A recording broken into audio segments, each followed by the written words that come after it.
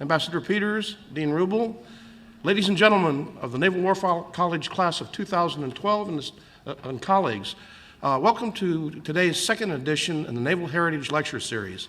Today we have, fortunately, a discussion of the Naval War of 1812, a strategic appraisal at 200 years. 200 years ago, the United States declared war on Britain and was faced with the most powerful navy in the world. This war marked, among other things, the credibility and emergence of the fledgling U.S. Navy. Today we have with us esteemed Professor Kevin McCranie of the Strategy and Policy Department, who's going to talk to us about the war and share some insights from his book, Utmost Gallantry, the United States and the Royal Navies at War at Sea, in the War of 1812. Kevin?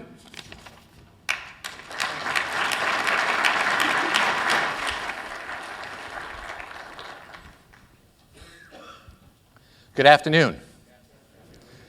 It's a pleasure to see all of you out there today.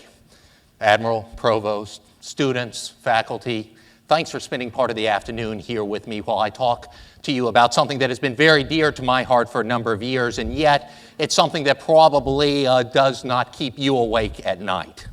The War of 1812. And to have such a captive audience is a wonderful, wonderful thing for me. I hope it will be for you by the time I'm done today. Like I said, the War of 1812 is not on the tip of our tongues most of the time. Yet if you look enough at it, you can find it. There are streets on the naval base here that are named after U.S. naval officers, heroes from the War of 1812. Bainbridge is one of them right out the door, very near the Admiral's house. You go up the road, you can visit this ship, the one right in the middle. The USS Constitution. In this picture here, it's defeating two British six-rate warships, the Levant and the Scion, in a desperate night fight. It gains its name, the old Ironsides. How many of you have been up to Boston and had a chance to be aboard the Constitution? This is impressive. Wow, this is great. In fact, something tells me some of you out there have served on her or may even had the chance to command her. Such an honor. The USS Constitution gets its name Old Ironsides because in the fight against the Guerriere, one of her seamen noted that British cannonballs seemed to bounce off the side. She's not made of iron, but he thought it was kind of like if she had been made of iron in the process. The Constitution is remarkably successful. It takes a second British frigate during the course of the war in December 1812. It becomes an oaken monument to our nation, to our Navy, an important image that comes out of the War of 1812 that's extraordinarily important for us as a young nation and continues to be for the service here. And it's not just in victory. It's gritty. It fights. And also, it knows when to flee and it will not give up. There's an epic chase in July of 1812 for 3 days. The Americans stay ahead of a pursuing British squadron. And as good as the Constitution is, if the British had caught her, it was over with. The combat power just was not right in this circumstance. In fact, part of the trip involved the men warping and hauling the frigate forward because the wind had died. Determination, skill, leadership. But that all doesn't always happen with success. The Shannon and the Chesapeake, a frigate action, bloody. The bloodiest frigate action of the entire Napoleonic Wars and War of 1812 period. Last only 15 minutes, too. Short, swift, bloody, nasty, and the Americans lose. The Chesapeake falls to the British frigate. During the course of the fight, James Lawrence, the captain of the Chesapeake, is wounded several times, last time mortally. As he's being carried below, the story reads that he tells his officers not to give up the ship. Don't give up the ship. In fact, he repeats it several times in a number of different ways. Now, it doesn't work, but it becomes a motto for the United States Navy in the face of problems, severe, when things seem impossible. Keep going. going from sea to land. Guy by the name of Francis Gallantry, not a naval officer, no way involved with the Navy, but he ends up on a British warship off Baltimore in September 1814. He's trying to work out a prisoner exchange. The British had detained some leading individuals in the area, and he's trying to get their release. He's there overnight, and during the course of the night, he watches the British bombard Fort McHenry. He sees the rocket red glare. Those are Congreve rockets. He sees bombs bursting, and he writes something about it. He calls it the defense of Fort McHenry. We hear it often as the Star-Spangled Banner. The most obvious representation that comes out of the War of 1812, every time I hear of it, I automatically think of the War of 1812. You probably are thinking about, well, other things in the process of it. But an important moment out of our nation, and the rather unlikely one too, but from the War of 1812. All these are great stories. Some of them are interesting. They show our nation's past. But whereas all these are important for the War of 1812, we here are here at the Naval War College. What can we, as officers of various navies, officers of military services, civilians working with the government, what can we get out of the War of 1812 other than a set of stories and a nice little history lesson of neat events? In fact, what I'm going to look at for the remainder of the talk today is to go beyond the stories and to look at the naval war, and to particularly look at the naval conflict from a lens of an assessment.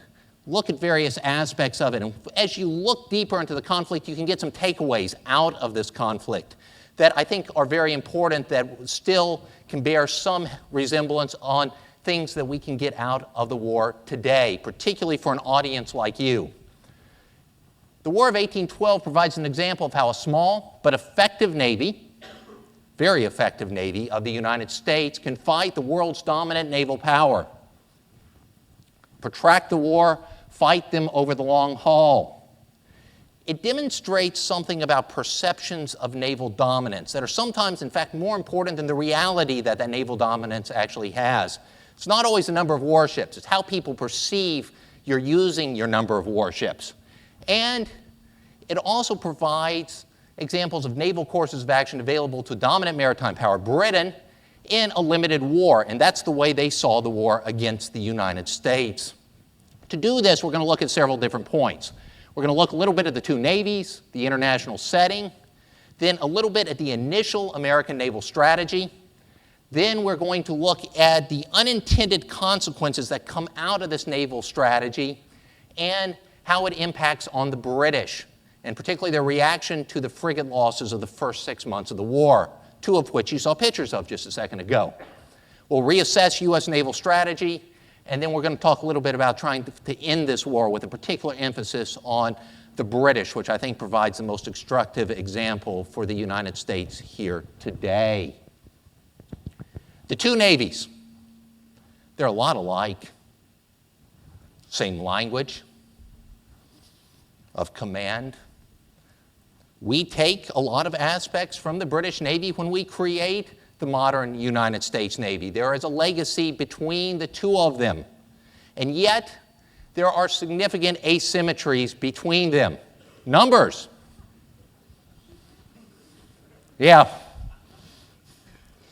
I figure I get an hour-long talk today, so I can talk 4 minutes about every U.S. operational warship in the War of 1812. Still have enough left over for a conclusion. But it's a vast difference. The two navies are very different in capability, very different in size. Number of warships, huge asymmetry. Design and construction is another one. British warships are built well. They're designed well. American warships are designed differently. They're generally built larger than their British counterparts. You look at the Constitution and the Guerriere, the first frigate action of the war up there. Those are the two ships, the two frigates. They look a lot alike. They have 3 masts, they're propelled by wind, they're made of wood. But if you have a skilled eye, or if you look at them a little bit more closely, or if you could actually stand aboard both of them, you would notice differences. The Constitution is built heavier. She displaces about 1/3 more than the Guerrière. She throws a broadside about 1/3 heavier than the Guerrières. She has a crew at the time of their engagement almost twice the size of the Guerrières. The Constitution should have won this fight, and it did. Naval infrastructure is another asymmetry between this. The British have a remarkable naval infrastructure across 3 oceans, or actually 2 oceans in the Mediterranean. But the British have a very, very wide-scale, most complex naval infrastructure set up in the world. These are wooden warships. They rot. They are hard to maintain, and it costs a lot, and this is right on the budding edge of this industrial revolution, and the British are harnessing it. The Americans have a terrible time throughout the war building new warships. The Americans have a terrible time trying to repair warships that have major damage because our naval infrastructure is rudimentary from the Chesapeake north, and south of the Chesapeake, it's almost non-existent. Personnel. The asymmetry comes out again in the personnel. The British have a very large navy that requires a lot of people. They want volunteers. They only get enough for probably somewhere a little less than 50% of their navy. So they have to resort to forcible recruitment. They call it impressment for their men. Also, being recruited into the Royal Navy means you serve at the privilege of the Crown. In other words, until proclamations by Parliament, by the King, by the Admiralty, you serve. There's no 12-month tour of duty. There's no shore leave. You're there for the duration of the conflict. Needless to say, Royal Navy sailors are not always the most motivated out there. The American Navy is a little bit different. It's an all-volunteer force. Even at the height of the War of 1812, our sailors serve for a 2-year term of service usually, and if that service expires during wartime, they're still let go. They have, and plus it's a smaller Navy. They can be more picky about who they choose. The difference in the navies is a lot. And these navies have to operate in an international environment that is defined by one thing at the time of the War of 1812. It's this guy, Napoleon. He rules an empire in Europe stretching from Iberia or Spain all the way to the borders of Russia in 1812. The time of the U.S. declaration of war, the United States does not know Napoleon is going into Russia, or Napoleon has not gone into Russia according to our newspapers. He, in fact, enters Russia on the day we declare war. But time lags in communication. It's a huge empire. From one side of Europe to the other, through French Empire, its client states, its allies. It dominates continental Europe, and it does it through land power. It has a massive, very well-equipped, very professional, very skilled army. There is no single European state that can take Napoleon down. They may defeat him in a campaign, but they cannot overthrow him. It takes a coalition to do this. Whereas the French dominate on land, the British dominate at sea. They don't just dominate in Europe. The British place naval deployments on a near global setting. Everything with one notable exception, and it's very notable, it's the Pacific. But they stretch 3/4 of the globe with naval deployments, keeping warships there. The highest concentrations are around Europe.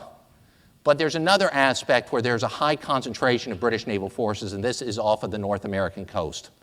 And this causes problems. This very large Navy right off the North American coast, and it causes problems with the United States. In 1812, the United States is under the presidential leadership of James Madison. He is ending his first term in office that year. He will serve 2 terms. He is slightly an Anglophobe. He is the head of a political party that is generally Anglophobes. And he is very, very concerned about the status of the young United States that has grown a lot since the American Revolution, both in population and in territory, particularly with the Louisiana Purchase, but is still very sparsely populated, extraordinarily rural in nature. It's a large state with a great deal of potential, but a lot of unrealized potential in 1812. In the international environment, the Americans try, during Madison's first term, Jefferson and Adams before, to play the role of the disinterested neutral. What does that mean? Americans want to make money. They want to trade. Regardless of who's fighting who, they want to trade with everybody because this is good economically for the United States.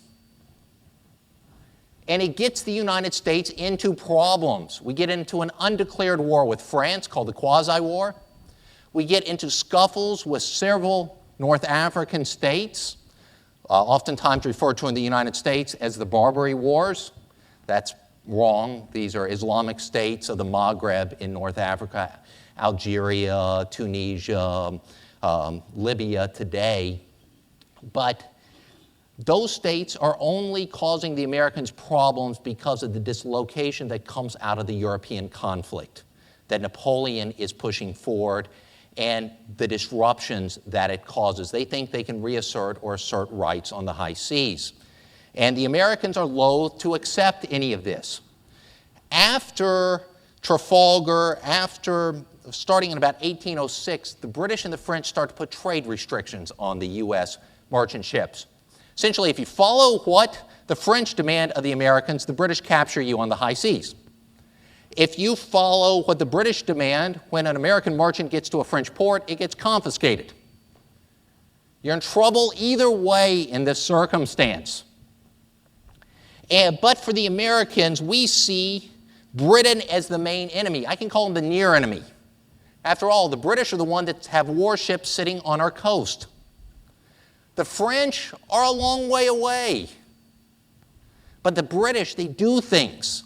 They do things that the Americans do not like, do not agree with. They put restrictions on the free flow of commerce, and they have the audacity to impress or forcibly recruit Americans. Now, here's the problem. The British naval captain has the authority when he goes aboard a merchant ship to look at the crew. And he has the ability to impress British subjects serving aboard that merchant ship as long as he doesn't take so many people off the merchant ship that it founders or is unsafe. That's a gray line. And, well, when he interviews people, the Brits speak English, the Americans speak English. He asks for their passports, and the passports are rudimentary with no photos on them. It's up to the captain, and he needs men for his frigate or his brig or his ship of the line, so let's just take him and let the things fall where it may. Oftentimes, it happens that Americans get impressed on accident, and it usually is accidental. Papers are not in order, other things like that. But it irks Americans, particularly given U.S. relations with Britain and questions about liberty that come even as far back or before the American Revolution. There are issues, and these issues push their way to a war in 1812. This is a war that people could see coming, particularly in the United States. This is a war that does not come out of the blue. The Americans declare it. Now, what do you do with a small navy? You saw the sizes up there. To fight. Keep them in port, keep them away from the British, or try and do something with them. They talk about a lot of different things, but the end result here is indecision. The Secretary of the United States Navy, a guy by the name of Paul Hamilton, receives information on the 18th of June that the declaration of war has been made that day, and he starts to write letters off. Now, the Secretary of the Navy in 1812 is a lot different from the position of the Secretary of the Navy today. The Secretary of the Navy in 1812 is a lot more powerful than the Secretary of the Navy is today. There are no flag officers. There is no Secretary of Defense. The Secretary of the Navy is a full cabinet member, and he also is in charge of building warships, recruitment, the Marine Corps, naval operations, and naval strategy. He has a lot of jobs, but it's not a very big Navy. But he does not have orders from Madison of what to do with the Navy. They're still talking. The cabinet is still discussing it, and he sends a letter off the following to his chief naval command, which is at New York.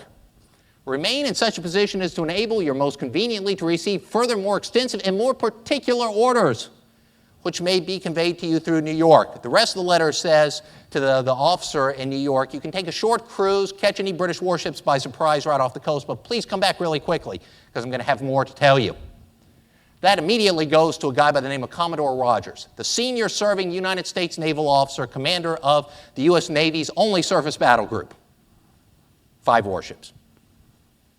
He gets the letter, and this is his response. My principal object at present, however, is to fall in with a large West India convoy, which from the information I have received is now about southeast of us on the edge of the Gulf. He means the Gulf Stream. He sails. That's pretty much what he tells Hamilton. And he has no radio. How far is he going to go? What's he going to do? When's he going to come back?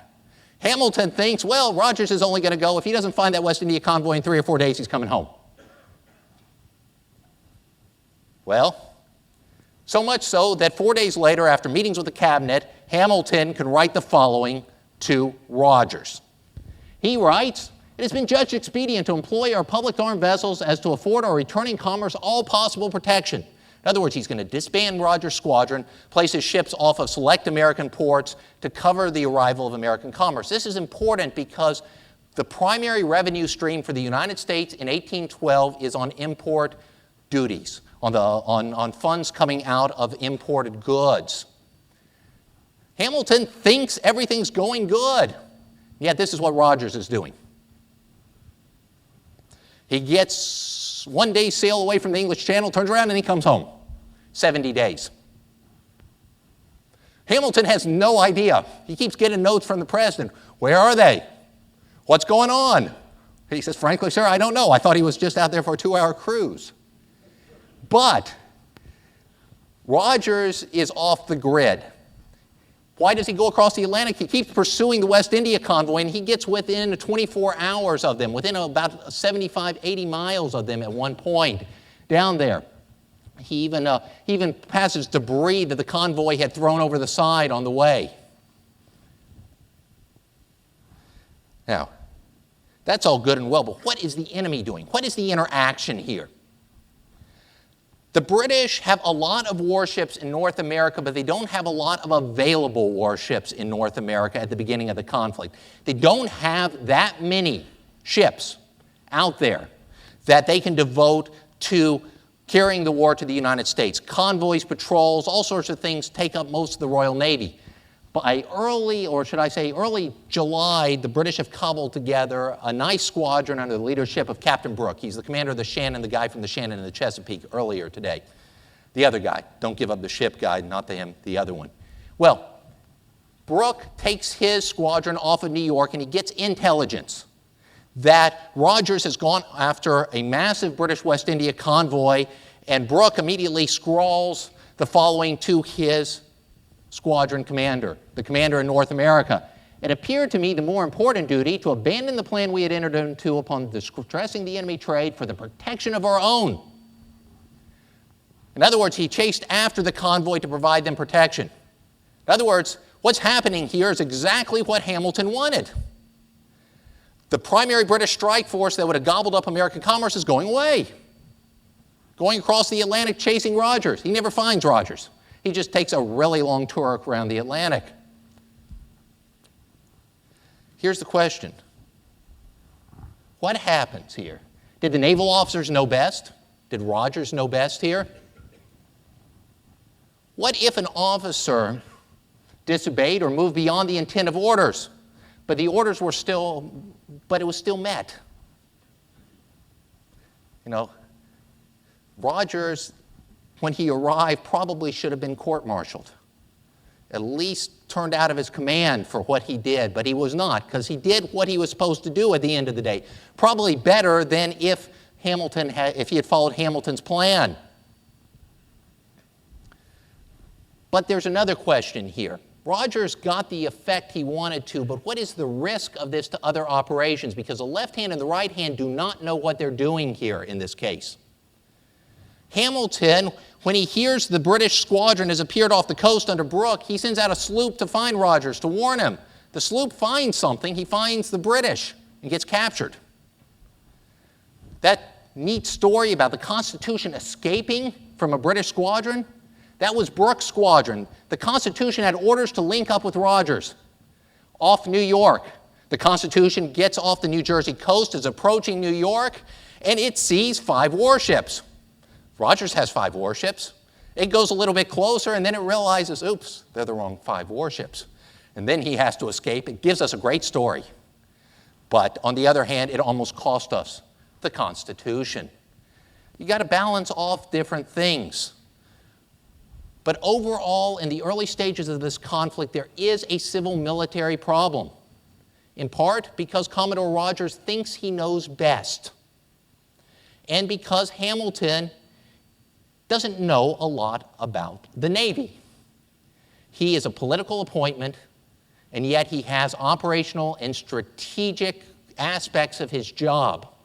And there are questions about why the Navy was not more prepared at the start of the hostilities. What could this have gotten us? What risk did we luckily avoid here early on in the conflict?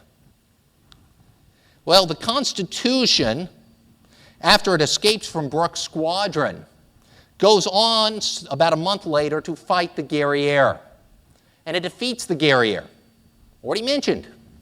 This is the response in Britain when it arrives. Almost unprecedented in the naval annals of Britain. How dare an American defeat a British frigate?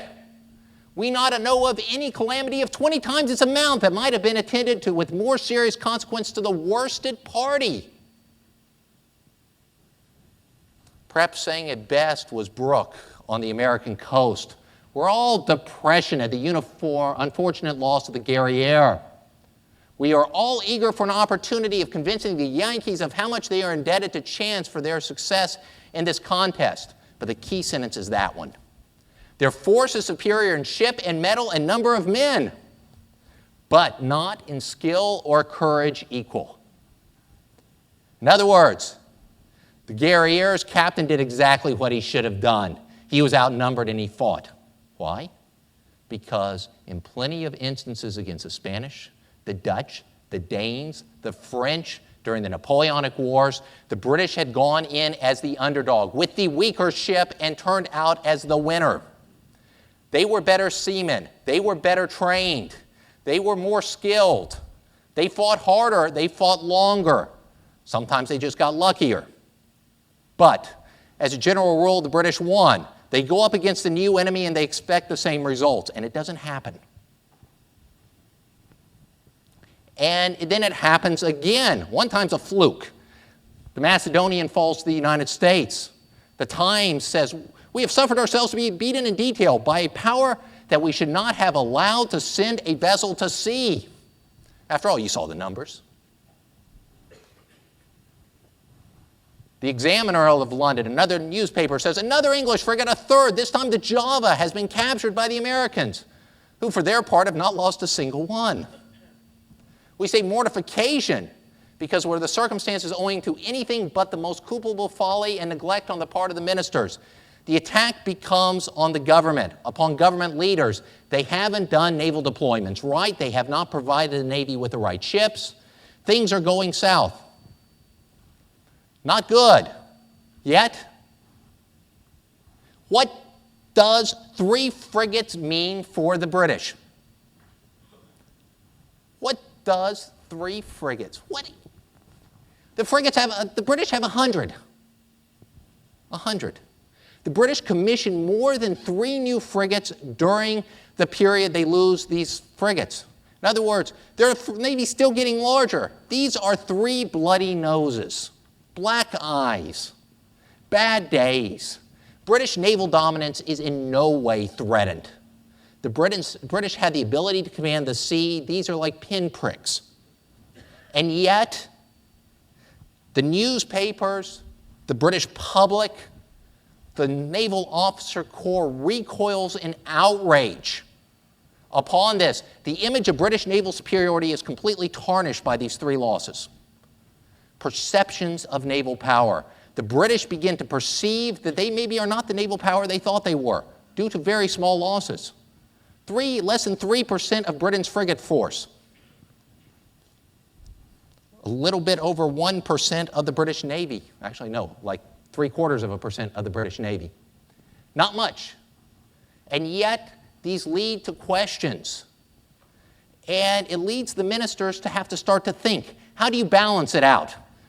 How do you balance fighting Napoleon, which is their ongoing war, or the United States? How do you throw this all together? You look at the two sides. The Napoleonic Wars are fought against an existential threat that's a traditional enemy. The French have a large navy. It's mostly in port, but they have a much larger navy than the Americans. It's an ongoing war. The war is intensifying with Napoleon's invasion of Russia. The British have a large expeditionary force in the Iberian Peninsula, so they got a large land force that they are using. Then you look at the United States. It's far away. It's a new enemy, a small navy. The threat is colonial. It's an unwanted war. And yet, passions are high after the frigate defeats, which skews the calculus.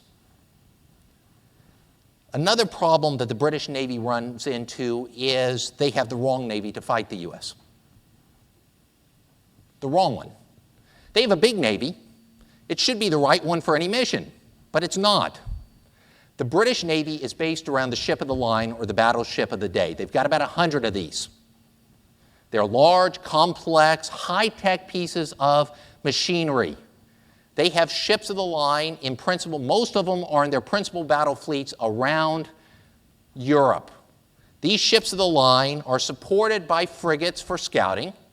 Frigates carry out convoy escort missions, and smaller vessels work in the littorals and do other escort and patrol work.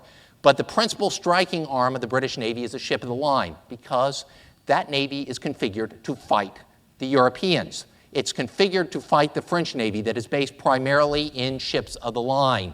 It's designed to fight their traditional opponent. Yet, the U.S. has none of these ships of the line.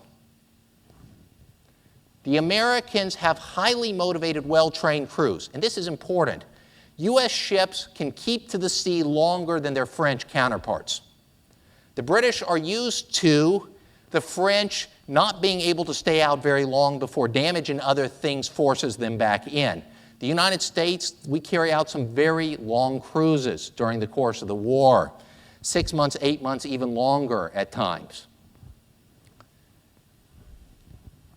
The Americans have many privateers for commerce rating, and I will come back to privateers in a few minutes here. And the U.S. Navy has more powerful frigates, which the British have a hard time getting their arms around the fact that a frigate isn't a frigate. Not all frigates are the same. In fact, the British start to realize they have the wrong size frigates. The Americans have these really powerful ones that the British can't compete with. Also, the British have too few frigates, and this may seem strange, but come on, we got 100 British frigates, and I'm saying they've got too few. The British needed about 100 frigates to work with their battle fleets, to escort convoys, to fight Napoleon.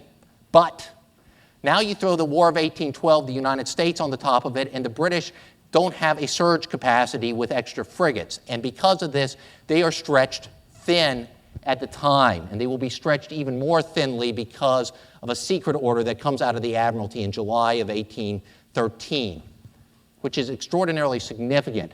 The Admiralty did not conceive that any of His Majesty's frigates should attempt to engage single-handed the larger class of American ships, Constitution, United States President, those, which though they may be called frigates, are of a size, complement, and weight of metal much beyond that class and more resembling line of battle ships.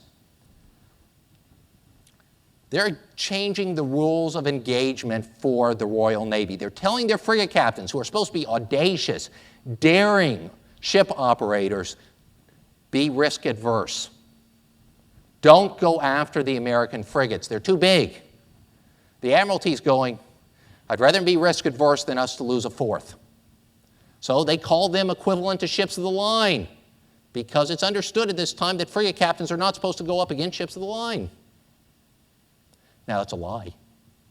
The American frigates are closer to frigates than ships of the line.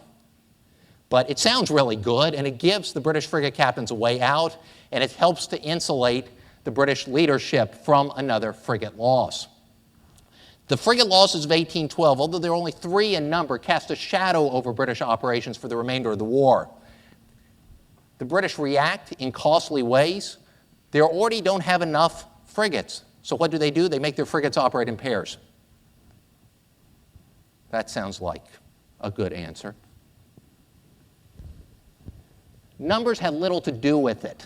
Instead, it really deals with perceptions of naval dominance and how the British are worried of the impact of small numbers of ship losses will have on their own home population and how others will view British naval power. This all comes together at the same time that the Americans get new naval leadership. A man by the name of William Jones becomes Secretary of the United States Navy in early 1813. Unlike Hamilton, Jones is somebody who knows the intricacies of international commerce. He is a businessman. He has commanded a merchant ship before. He knows about nautical, maritime, commercial endeavors, and he begins to change America's strategy. And it's a tough sell, because he looks at the U.S. Navy and says, our great inferiority in naval strength does not permit us to meet them, the British, on this ground without hazarding the precious germ of our national glory. By the way, that's the Navy. And we have, however, a means of creating a powerful diversion. What he wants to do is a very risk-adverse strategy to try and draw the British out to protract the conflict. In other words, Jones going after risk-adverse strategies, and what is the British doing at the same time? They're also going risk-adverse, which means the war protracts. Neither side wants to go in for the decisive blow. What Jones realizes is the United States does not have the funding or the resources to maintain a high operational tempo and replace warships, so he's got to drag this out. He sees competing requirements also. Does he send his limited number of skilled sailors to the oceanic service on the lakes between the U.S. and Canada, or coastal defense? Now, Jones believes that coastal defense is a lost cause. The U.S. coast is way too long. The U.S. Navy is way too small. It just will not work. So he has to balance it out between the lakes and the oceans. For Jones, the oceans give him the greatest strategic effect. Why? Because he's planning for long cruises by single U.S. warships, not to fight, but to disrupt, to annoy British shipping, to cause the British to overreact. There's a frigate out there on the high seas. Jones knows the British are going to send 6, 8, 10, 12 warships out to find it. It's cost effective. Whereas on the lakes between the United States and Canada, he's got to fight the enemy man for man, gun for gun, ship for ship. This way, he can draw the British out. In other words, every British warship that is chasing American warships across the high seas is not on the U.S. coast, damaging U.S. cities and messing with the coastal regions of the United States. His goal? It's an unconventional concept of naval warfare. He wants to protract the naval war. He wants to minimize risk to U.S. warships because many of them are virtually irreplaceable assets. We can call it a guerrilla war, or maybe even a regular war at sea. And he's trying to also use privateers to multiply American naval strength. The privateer. The privateer is a commercial venture. An investor spends money to fit out a fast-sailing, lightly armed warship. He recruits a crew of skilled sailors, and he receives from the U.S. government what is called a letter of marque. This says you can capture warships, merchant ships, any ship under a flag. In this case, the British flag. These guys go out. They capture several merchant ships. They man them with prize crews. They send them to shore. They make a port, and the proceeds from the sale of that capture goes to enrich the investor and to pay off the privateer crew. Seems like a rather strange form of virtual piracy. And it is. Without the letter of marque, the privateer crew is considered a pirate. But with the letter of marque, according to the established rules of the day, they were considered as legitimate combatants, and if captured would receive all the treatments of a normal prisoner of war. Without the letter of marque that the captain has, they were considered pirates. Well, the United States, we issue lots of letters of marque, hundreds. These guys go out, and they sail around, they capture British merchant ships. A lot of them get captured themselves, but they are annoying. Jones wants to turn his frigates and his real warships into privateers. But this creates a quandary for the British. This is a quandary. Is the ship they're going after a privateer? Is the ship they're going after a frigate? How good's your intel? What do you know? Because the British can send a small warship after a privateer, but they need to send a lot more after a frigate. This is costly because which one out there is the wolf in sheep's clothing?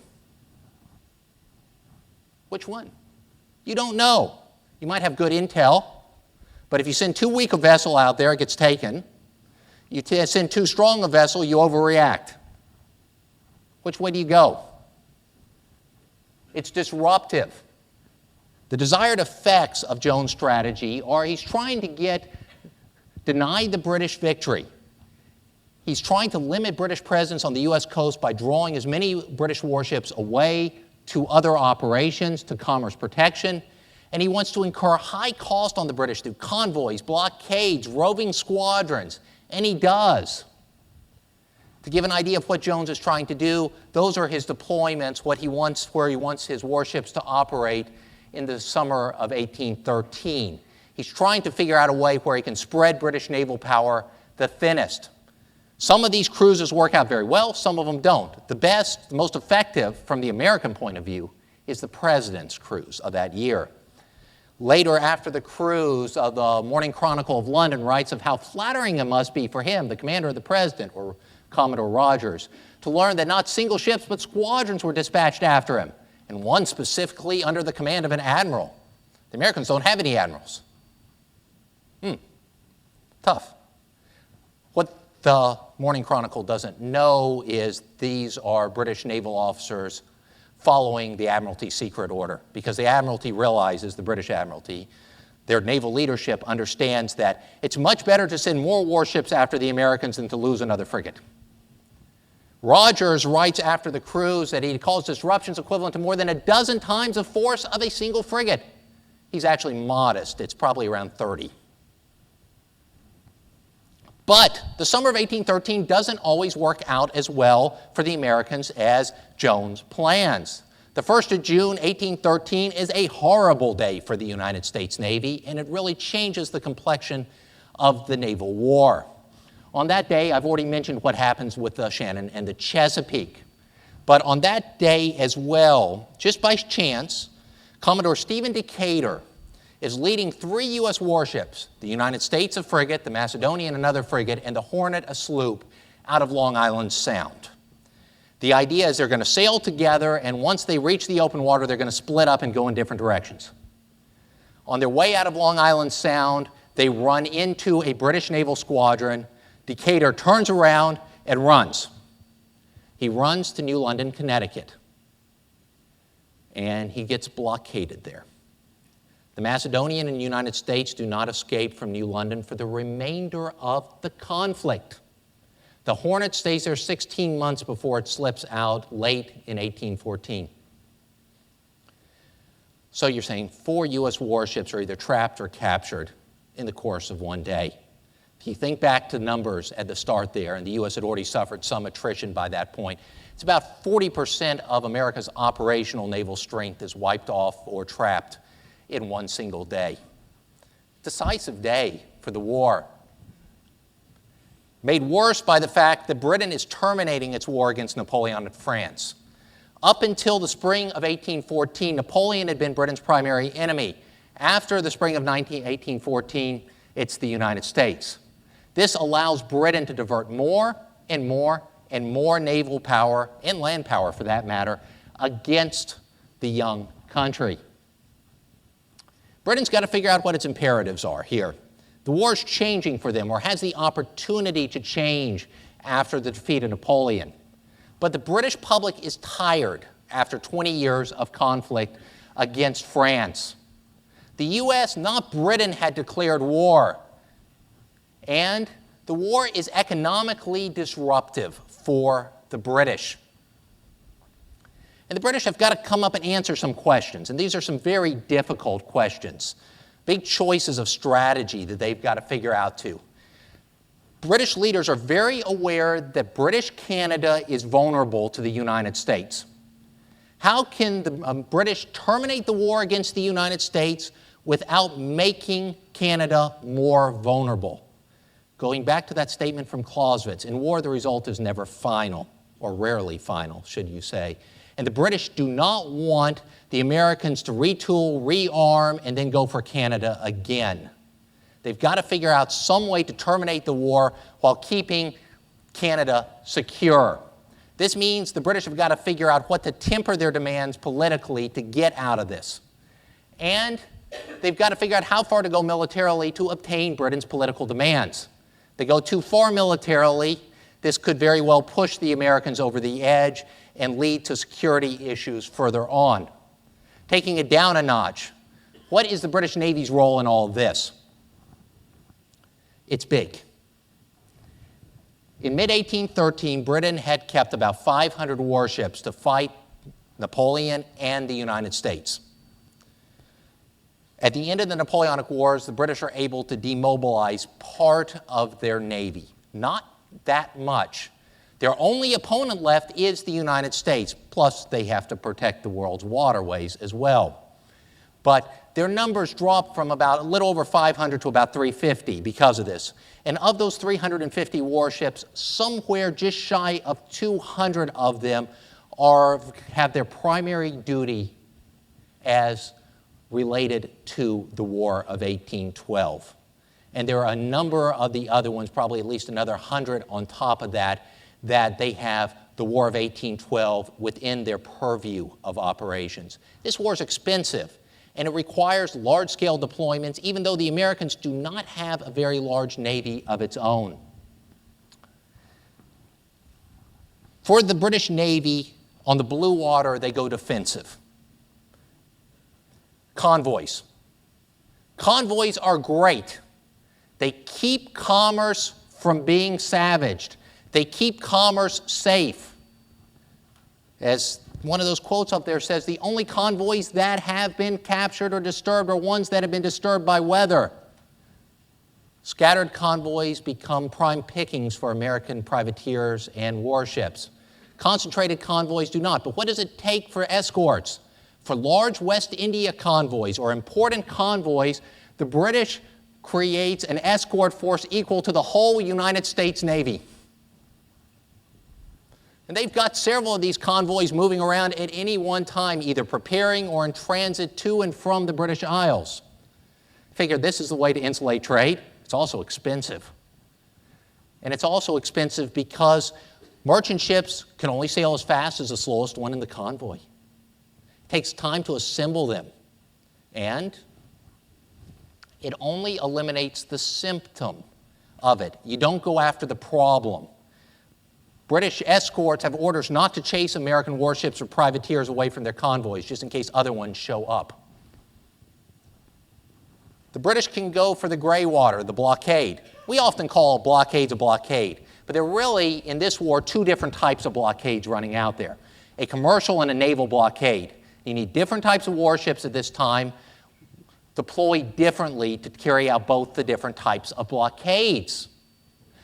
A commercial blockade requires a lot of small warships deployed at various intervals along the coast, everywhere a merchant ship might go into.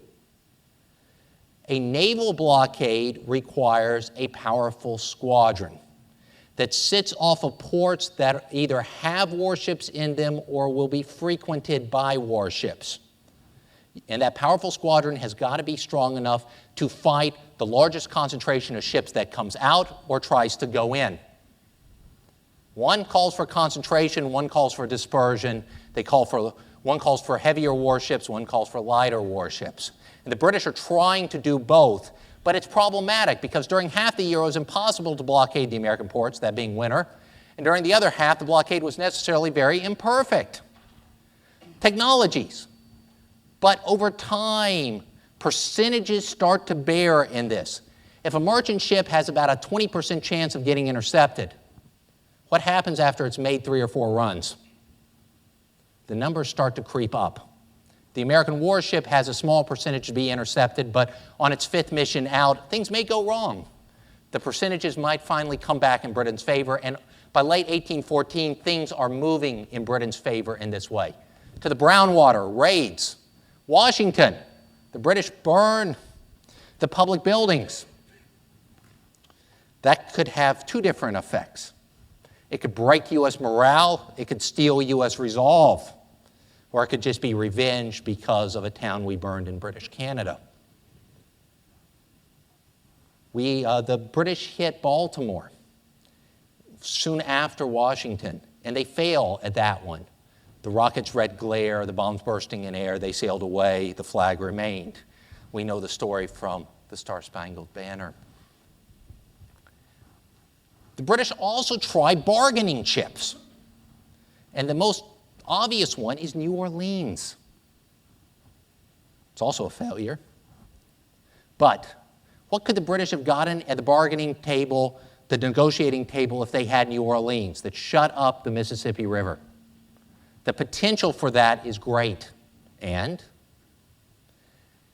the thing about this for British British power of the British state is there's only one country in the world in late 1814, early 1815 that can carry out an operation like New Orleans.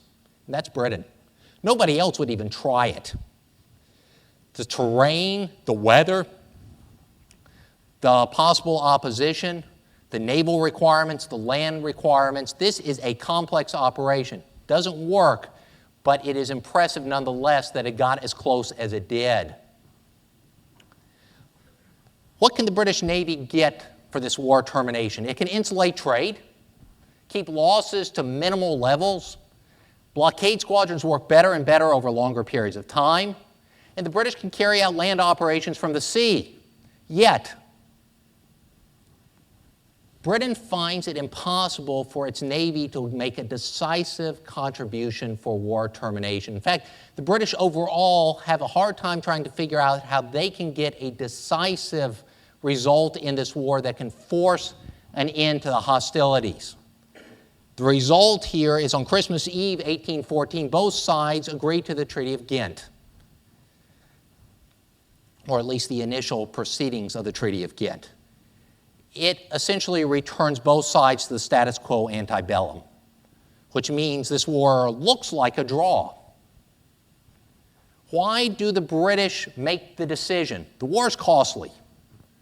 The campaign of 1814 had not yielded the results that the British wanted, either on sea or on land. And to them, the status quo is frankly acceptable. On the American side, the British had dropped impressment and maritime restrictions. In fact, the British are talking about free trade. Now that Napoleon is gone, Napoleon is gone, impressment is also over. So key maritime issues that pushed this conflict forward in the first place are now gone. The country was nearly bankrupt.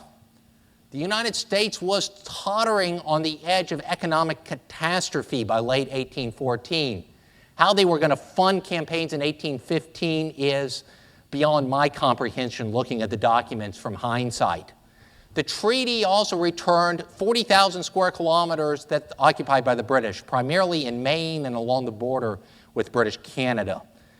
The British divested itself of these things to try and get a war termination settlement. It's often stated that the Battle of New Orleans happened after the war was over with. Not really. The Battle of New Orleans happens after the peace treaty is signed, but before it is ratified by both parties. An unratified treaty is technically not in effect. And given the speed of communications at the time, it takes about 2 months for the treaty to become ratified.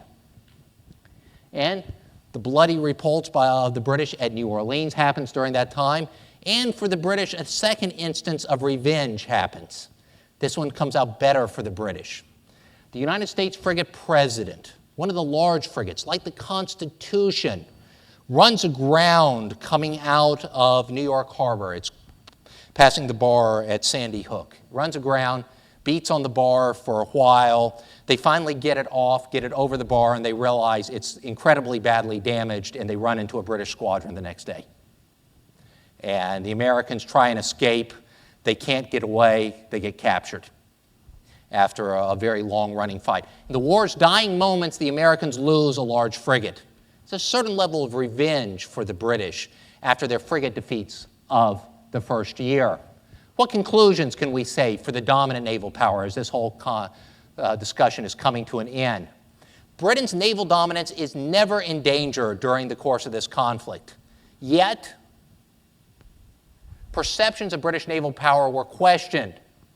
And the British people are not sympathetic to the difficulties the Navy faced of having to fight Napoleonic France and fight now a new theater in a new war all the way across the Atlantic against a power that is very motivated at sea and has certain asymmetric advantages. And the British have a difficult time at sea trying to obtain strategic effects that can, in fact, prove decisive. And at the end, the British make a rational calculation to end this war. Decided the value of the object was such that the war should not continue. By 1814, Britain had figured out with its small army, large navy, and vibrant economy that they could protract this war almost indefinitely with little military risk. British command of the sea is not in danger. British Canada is really not in danger by late 1814. But it's going to cost a lot. It's costly in terms of money. Why can't the British terminate a better, more favorable one? They lacked allies or a strong enough army to make a difference against the vast size of the United States. And they needed to terminate this conflict in such a way that they did not have the United States trying to prepare for the next war against them. They needed to try and get some amicable solution. On the other hand, what can we say about the U.S. Navy side on this war? I'll call this the unconventional victory of the United States Navy. The U.S. used protraction at sea to help lead the British to question the value of the object. They make the war expensive for the British, to draw out the war, to make it a longer-run thing. You saw the U.S. emerge on the world stage here, the U.S. Navy. We can almost call it their coming-out party. The United States goes to war here, and the dominant naval power in the world expects to sweep the U.S. Navy off the seas in a matter of weeks. And it doesn't happen. U.S. warships are still operating at the conclusion of hostilities. We may not have won every battle, but there was enough there to show the British that the Americans are serious and somebody to be dealt with in a serious, not an offhanded way. The War of 1812 does wonders for the U.S. Navy in budgetary battles with U.S. Congress in the decades after the war. That the U.S. Navy had proven to be a very competent institution, and before the war, there had been serious questions if the U.S. Navy would exist anymore, if they would get funding. That's never questioned after the war. The U.S. Navy is there to stay. And at the very least, the War of 1812 creates a very important founding story for the United States Navy that carries with us till today so that our admiral here, the president of the Naval War College, can live on a street with the name of Bainbridge that comes out. With that, one slide too far there. I had been doing good up until that point. open the floor to questions, and I thank you very, very much for your attention this afternoon.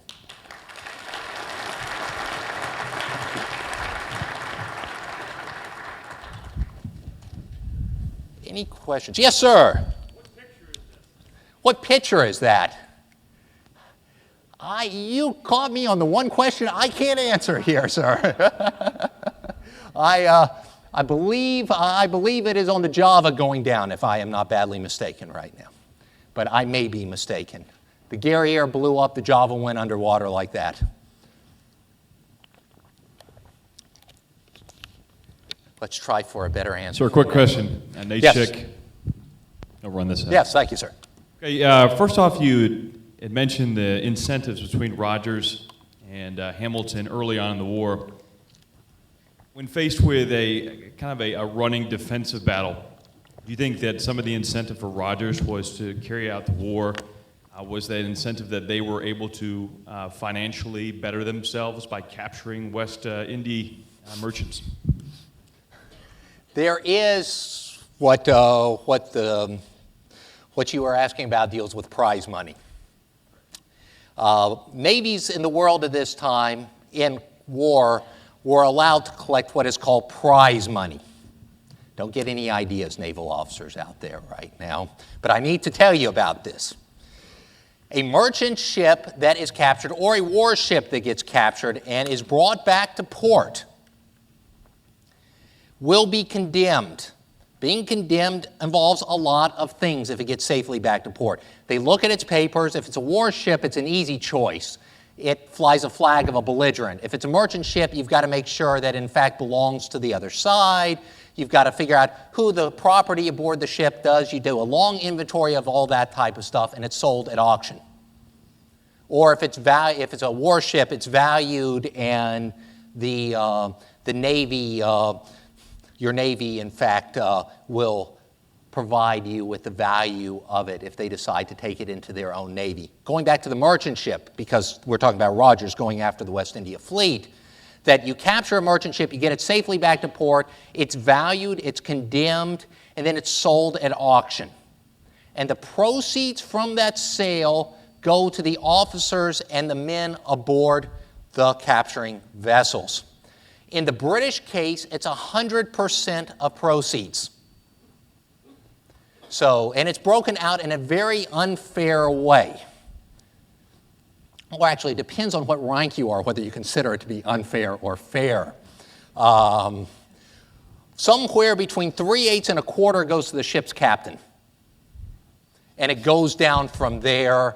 Somewhere between 1/8 and a quarter goes to the common enlisted personnel that are below the rank of petty officers, essentially, or petty officers and below. But it's set up like that. In the U.S. Navy, it was 50% of the proceeds. The other 50% went to the U.S. Treasury. So unless it was a warship captured by the United States naval captain, and if that warship was a larger warship than your own, your crew got 100%. If it was a smaller warship or a merchant ship, you got 50% on it. But yes, there are definitely monetary considerations that Rogers is certainly thinking about. He just doesn't want to destroy British trade. He wants to become a millionaire. And he thinks that's the surest way to go about it. Now, he will get strategic effects for his country, and he will also set his family up forever in the process. Good question right there. Any other questions here this afternoon? Everybody wants to escape. I don't know why. Yes, sir. Yeah, since we had the CEO of the Canadian Navy here talking about the Arctic, how about tell us a little bit about what went on up there and bring in the ethics of it, how the different value system of Jones and his strategy bump up against the value system of the ship captain. The War of 1812 spans every one of the oceans. You get the USS Essex, a frigate under Porter in the Pacific. You get Commodore Rogers in the summer of 1813 makes a trip up to the Arctic. He goes off Bear Island for a while. He's looking for a convoy that's coming out of the northern part of Russia.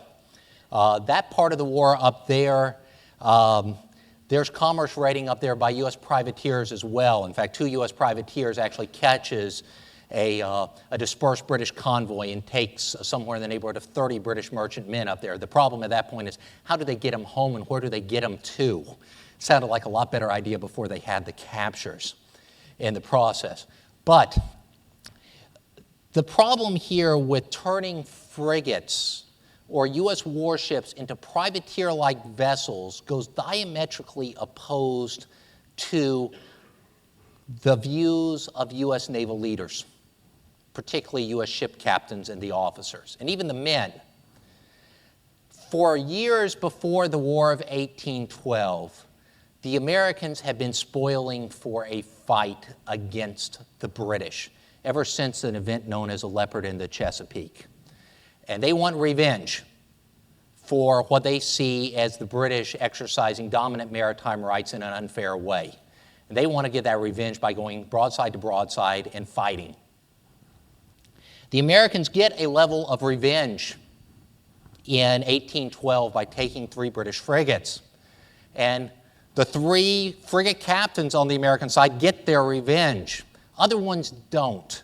Commodore Rogers is one of them who does not get his level of revenge in this fair fight with another frigate. Then Jones comes into play as Secretary of the United States Navy, and he says, I want long cruises of commerce disruption. I don't want you to fight. And yet the psychology of the American officer corps says that the greatest thing that you can do as a naval officer is to win a ship-on-ship engagement. That's what motivates them between their contemporaries, and that's what certain ones are put on a pedestal because of what they gain from it. That honor, that glory. And Jones starts to try and strip that glory away from him. He's a lot more powerful figure than Hamilton. If Hamilton had tried that, it would not have happened. Jones keeps a strong hand on his naval leaders and, in fact, replaces several during the course of the war that he thinks are not motivated by his strategic concept in the process. But there is definitely a clash that goes on there that is largely won by a victory on the bureaucratic side of the strategy. Good question there. Any other questions that come out? Some very good questions and a very attentive audience, and thank you very much for your attention. Thanks.